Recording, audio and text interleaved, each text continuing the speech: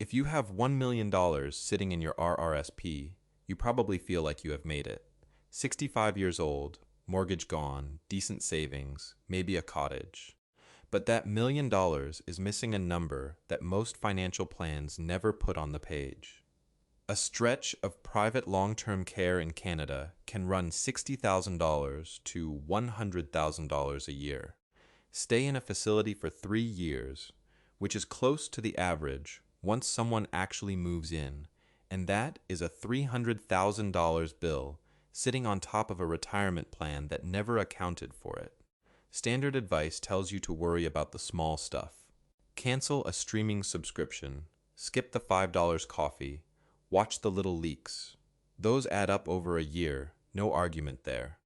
But while you are trimming small purchases, a single health event can pull more out of your savings in 12 months than 40 years of coffee ever could.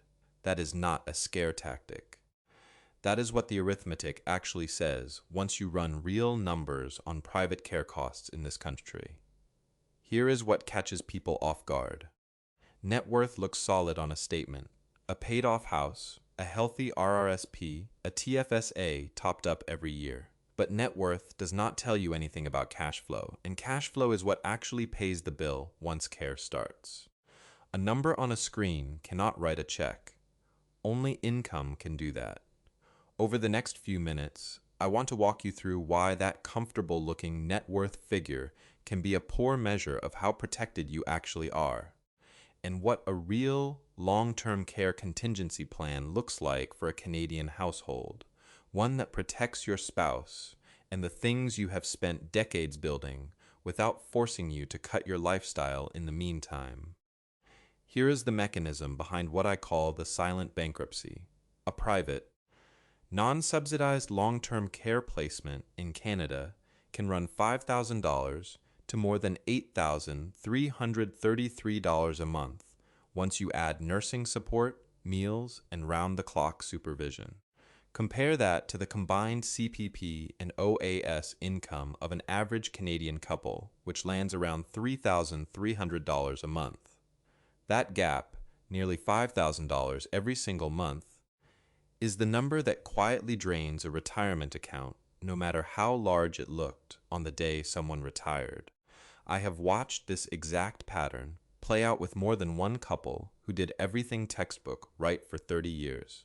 They paid off the mortgage early. They maxed the TFSA most years. None of that changes the math once an $8,333 monthly bill shows up. Most retirees do not feel exposed to this because of how they measure comfort. They look at an $800,000 home and feel secure, maybe even a little proud. But a home is not liquid. You cannot pay a monthly care invoice with a wall or a roof. When that bill arrives, the house becomes the last resort, not the first line of defense, and selling it under time pressure, often in a slow market, rarely gets the price anyone expected. The cost that never gets named out loud is what happens to everything else. Every dollar pulled out to cover care is a dollar that is not funding the spouse still living at home, still paying the property tax bill, the hydro bill, the car insurance renewal. That is the actual long-term price, not the invoice itself, but what it quietly displaces. Provincial government rate data shows subsidized public beds are capped fairly low, close to $3,000 a month for a private room, because government sets that rate directly. That number sounds almost manageable. The catch is that thousands of Ontario seniors alone are sitting on a waiting list for one of those subsidized beds, in some cases for years. While a family waits, they pay privately, and private is where the real number lives, in that $5,000 to $8,333 a month range. But it is not just the invoice for the room that ends a retirement early. There is a second cost that almost never comes up until it is already happening, the one that hits the spouse who stays behind. So what actually protects a household from this? Not a bigger net worth number. A structure I think of as the three-tiered buffer system, and it works whether total savings sit at $400,000 or $2 million. Tier 1 is the pension floor. That means claiming CPP and OAS in a way that maximizes the guaranteed income arriving every month, no matter what happens to markets or health. For some households, that means delaying CPP past 65 to lock in a larger permanent payment. For others, it means taking it earlier because the household needs the cash flow sooner. There is no single right answer, but the floor has to be built deliberately, not left to default settings. Tier 2 is a bridge earmarked specifically for care, whether that is a segregated fund, a long-term care insurance policy, or simply a clearly labeled investment account. Nobody is allowed to touch for a vacation or a kitchen renovation. The purpose of Tier 2 is narrow. It exists to cover the gap between guaranteed pension income and what private care actually costs. Tier 3 is a home equity line of credit set up while you still qualify easily, well before a health event forces the paperwork. This is the safety valve, not the main plan. Nobody wants to lean on debt against the house. But having it approved and sitting there, unused, means a health crisis does not force a rushed sale at a bad price. A HELOC arranged after a stroke or a dementia diagnosis is a HELOC most banks will not approve. That is the part people miss. The application has to happen while both spouses are still in good health, years before anyone expects to need it. Let me show you the actual math on Tier 2. Picture a household drawing an average CPP payment of $925 and a typical OAS payment of $742.31. That is $1,667.31 a month in guaranteed income. If one spouse needs care at $5,000 a month, the household is short $3,332.69 every single month. Stretch that out over 3 years, close to the average length of a stay once someone actually enters care, and the shortfall adds up to nearly $120,000. I used to tell people the answer was simple: just save more into your TFSA and you will be fine. I was wrong about that. You cannot outsave a $100,000 a year expense with an account that only allows a $7,000 annual contribution. The math does not close that way. What actually closes the gap is a structure built in advance, not a bigger number sitting in one account. If part of you is thinking the government will simply step in and cover this, you need to see the waiting list numbers first.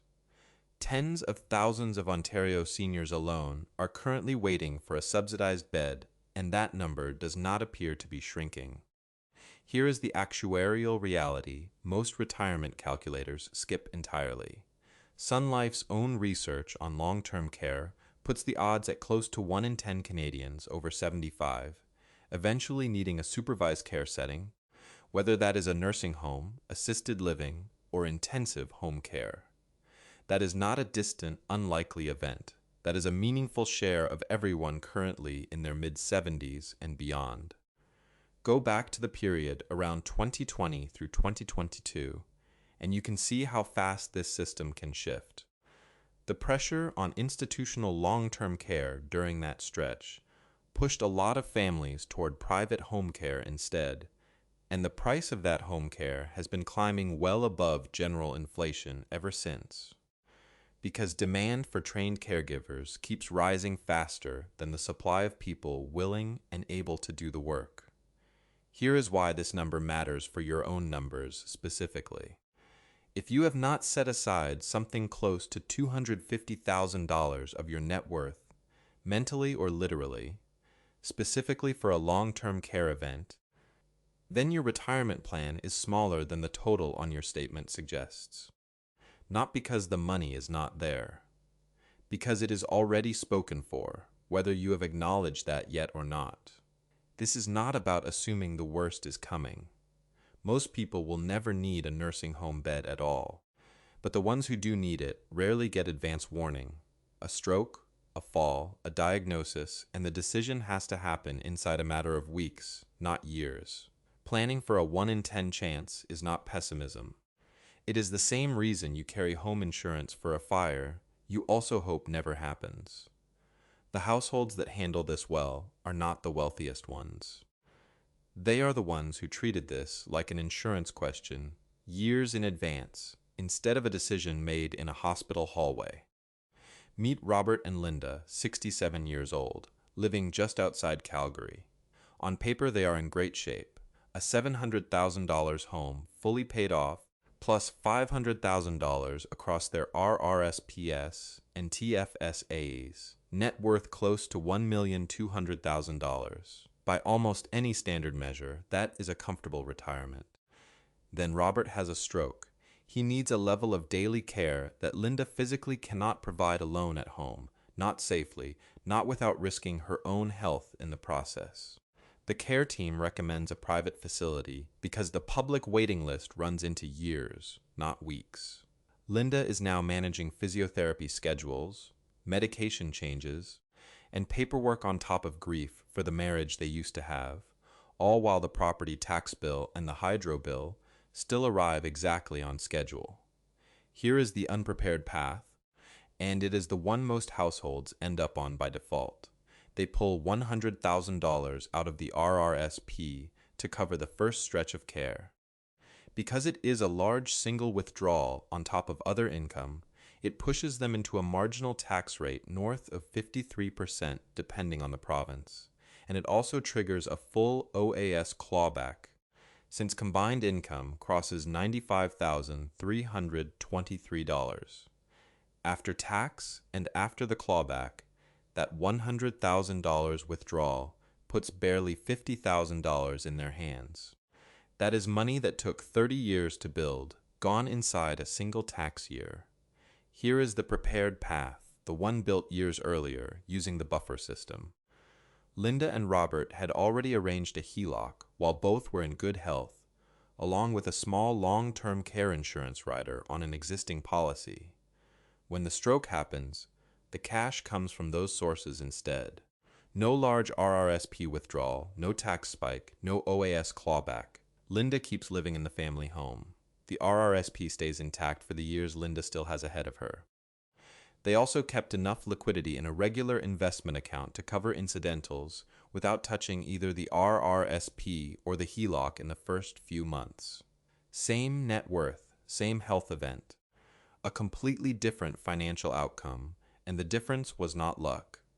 It was a plan built before anyone needed it. If you want to understand the tax-efficient side of this in more depth, specifically how the 2026 rules around RRSP withdrawals and OAS clawback interact, subscribe to the Playbook.